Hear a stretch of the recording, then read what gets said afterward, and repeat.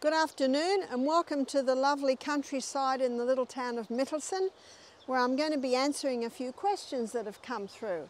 And the first question is how to cure bacterial infections in children under 8 without antibiotics, for instance streptococci, how to rebuild the intestinal flora after antibiotics in children. Well, I can testify through my experience with my children and also with my children's experience with their children, and I have 25 grandchildren now, that we have managed to conquer colds, diarrheas, vomiting, all sorts of usual childhood illnesses without any antibiotics. It's important to remember that God designed the body to heal itself, and it'll heal itself if you give it the right conditions. And I sometimes say to mothers, do you know if you do nothing, the baby will still heal, the little one will still heal.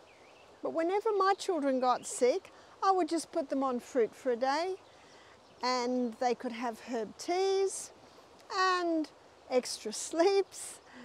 And if their throat was very sore, we did the very simple heating compresses, which is just sometimes just a wet sock around the throat, then a wet woolly, then a dry woolly sock. So a wet woolly sock wrung out, a wet sock wrung out, then a dry woolly sock, because wool will give a sort of an insulation. And we found that that was all that was needed. Time is needed. It takes a few days to recover from a cold. If a child's eating sugar, if a child is eating heavily of a lot of pastas and breads and cereals, they won't recover as quickly.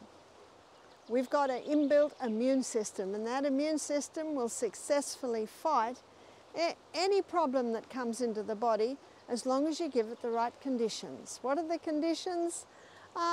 Early to bed, exercise, lots of water, nourishing food, and always thank God for this amazing body.